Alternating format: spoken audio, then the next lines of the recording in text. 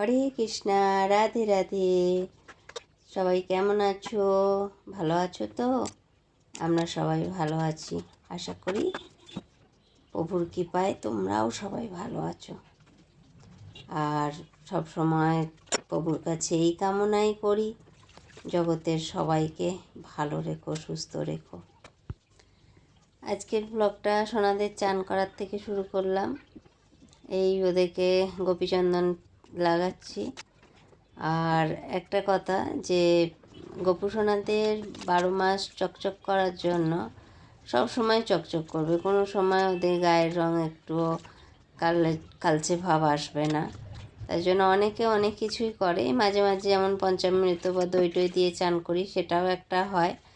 আর যেটা হয়, আমি ওদেরকে প্রত্যেক দিন একটু করে হলেও গোপীচন্দন মাখাই।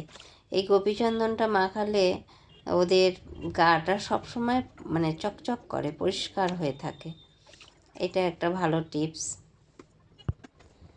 আমার 5 জন গোপুসোনাই এখন তো বেশ খুব আনন্দেই আছে। 5 জনা মিলে একসঙ্গে খেলা, একসঙ্গে খাওয়া, একসঙ্গে ঘুম করা, হ্যাঁ, সব কিছু। আজকে আমি মাধববাবুকে আঙুরের মালা করিয়ে পরিয়েছি।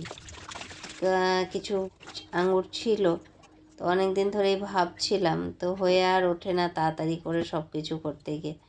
তাই আজকে আঙুরের মালাটা করে পরিয়ে আমি সোনাকে চান করিয়েছি। ভালো লাগছিল, খুব সুন্দর লাগছিল মাধববাবুকে। দেখো দেখো কেমন এরা বেশ লাগিয়েছে, আমাদেরকে কত সুন্দর আনন্দ দিচ্ছে। হ্যাঁ, নন্দী আর বিরিঙ্গি দেখছো, এই তো টুং টুং টুং টুং টুং টুং টুং টুং করে কি সুন্দর যাচ্ছে। নন্দীটা না সবসময় আগে আগে চলে যায়, আর বিরিঙ্গিটা না, এই দেখো বিরিঙ্গি বাবু আমার একটুখানি ঘুরে আর কুচুম করে দাঁড়িয়ে পড়ে। হ্যাঁ, এটা কি রকম বলো দেখিনি। আজ চান হয়ে গেল, চান হয়ে যাওয়ার পরে ওই যে ওদের গলার গোঙরগুলো ছিঁড়ে গেছিল, তো দিয়ে মামাগুলোকে ঠিক করে পরিয়ে দিয়েছে আজকে। বলে কি না, আমাদের কি ও খুশি, আমরা আমরা নাচি নাচি করবো। ব্যাস শুরু হয়ে গেল ওদের বম্বাই। নন্দী বিরিঙ্গিকে নিয়ে খেলা হয়ে গেল, আনন্দ হয়ে গেল। এরপর ওদেরকে আমি জামা টামা পরিয়ে ওদের যথাস্থানে আমি ওদেরকে বসিয়ে দিয়েছি। সব সাজুগুজু হয়ে গেছে। খুব গরম পড়েছে না, গরম পড়ার জন্য বেশি হার টার পরিয়ে সাজাচ্ছি না, কারণ আমরা নিজেরাও পড়তে পারি না। আর এই দেখো, আজকে একটু তুলসী গাছে কাটিং করেছিলাম, তো সেই ডালপালাগুলো সব গ্লাসের মধ্যে জল দিয়ে আর মাধববাবুর ওখানে দিয়ে দিয়েছি। ও একটু ভালোও বাসে, তার কারণে। আমার এই জায়গাটা খুব ছোট, জানো তো, কিন্তু কিছু উপায় নেই।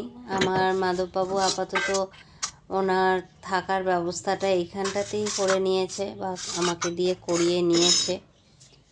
এখন যতদিন না উনি ওনার থাকার ভালো ব্যবস্থা, মানে ঠাকুরঘরটা করিয়ে নিচ্ছেন বা আমাকে করার সুযোগ দিচ্ছেন, ততদিন এখন এখানেই থাকবে।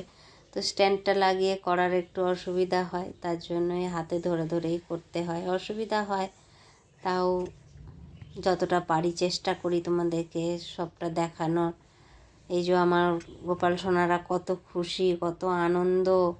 হ্যাঁ, ওদের যাই করি না আমি, ওদের দেখো না তোমরা, মুখগুলো দেখলেই বুঝতে পারবে যে একটা ভেতর থেকে কত সুন্দর আনন্দ ওদের মনের মধ্যে। আমি তো খুব ফিল করতে পারি আমার সোনাদেরকে, যে এই ভালোবাসা, এই ওরা যে আমাকে এত করে, তার জন্য সত্যিই আমি ধন্য। এই যে দেখো, তোমাদের সঙ্গে গল্প করতে করতে ও সোনাদেরকে খাওয়ানো হয়ে গেল। খাইয়ে টাইয়ে সব রেডি করে দিয়েছি। এবার ওদের বাসন, এই যে আমার নন্দী ভিরিঙ্গি এখন বসে আছে মহাদেবের কাছে। হ্যাঁ, মহাদেবের কাছে বসে বসে এখন কী ছলা পরামর্শ হলো কী জানি। এরপর আবার উঠে আসবে আমার গোপাল সোনাদের সঙ্গে খেলা করতে। ওই তো কাজ ওদের, তাই না? এই যে আমার নন্দী বিরিঙ্গি বাবু চললো এখন গোপাল সোনাদের সঙ্গে আবার খেলু খেলু করতে। হ্যাঁ, এবার আমি ওদের বাসনগুলো ধুয়ে, জামা কাপড়গুলো ধুয়ে মেলে দিয়েছি। দেখা হবে আবার পরের ব্লগে।